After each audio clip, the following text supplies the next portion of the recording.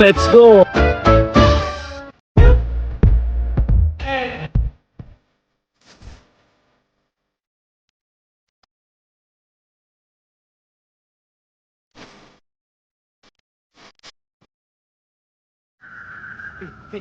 Dari mana nih? Kita bingung ini mau. Kita mau pilih paslon 1 atau paslon 2 ini? Nah begini, kita dari kampung sebelah tuh, tadi dengar lu cerita di kampung sebelah. Nah, orang bilang tuh paslon kita pernah terlibat kasus korupsi. Bagaimana ini? Aduh, Yang paslon 1? iyo bingung nih kita ini, kaget kita salah pilih dah. Aduh, rencana lagi kita mau pilih dia. Bagaimana yang ini? Aduh, tahu deh no.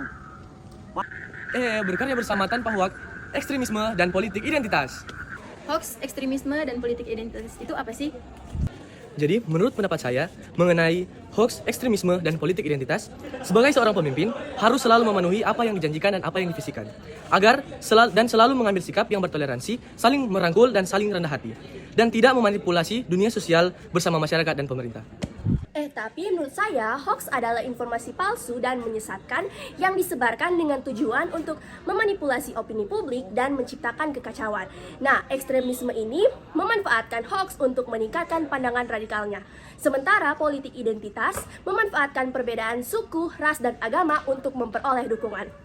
Namun, tidak semua penyebaran hoaks dimaksudkan untuk memanipulasi opini publik atau memperkuat ekstremisme.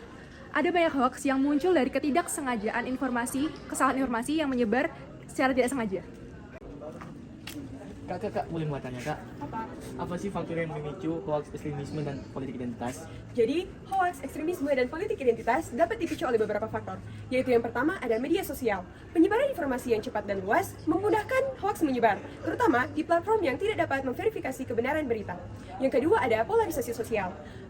Masyarakat yang terbelah secara politik dan sosial cenderung lebih mudah menerima informasi yang sejalan dengan pandangan mereka, dan mereka mengabaikan fakta yang bertentangan. Terus yang ketiga adalah ketidakpastian ekonomi. Krisis ekonomi dapat meningkatkan ketidakpastian dan membuat banyak orang lebih mudah terpengaruh oleh narasi ekstrim yang menawarkan ide-ide sederhana. Itu yang ketiga. Yang keempat yaitu kurangnya literasi media. Kurangnya kemampuan masyarakat dalam mengevaluasi informasi dapat menyebabkan masyarakat di luar sana lebih mudah terpengaruh oleh berita-berita hoaks. Dan yang kelima yaitu narasi identitas.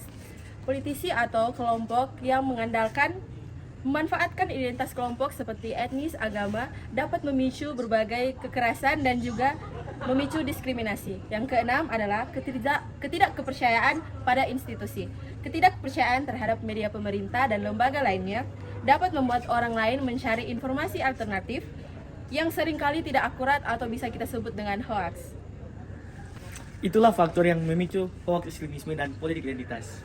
Dampak dari berkarya dengan hoaks yang pertama yaitu merusak kepercayaan, yang kedua memecah belah masyarakat, yang ketiga menghambat inovasi dan kreativitas, yang keempat menyebarkan kepanikan dan ketidakpastian, dan yang terakhir yaitu mengurangi produktivitas. Dampak dari ekstremisme yaitu yang pertama, menciptakan ketidakstabilan sosial dan politik. Yang kedua, meningkatkan intoleransi.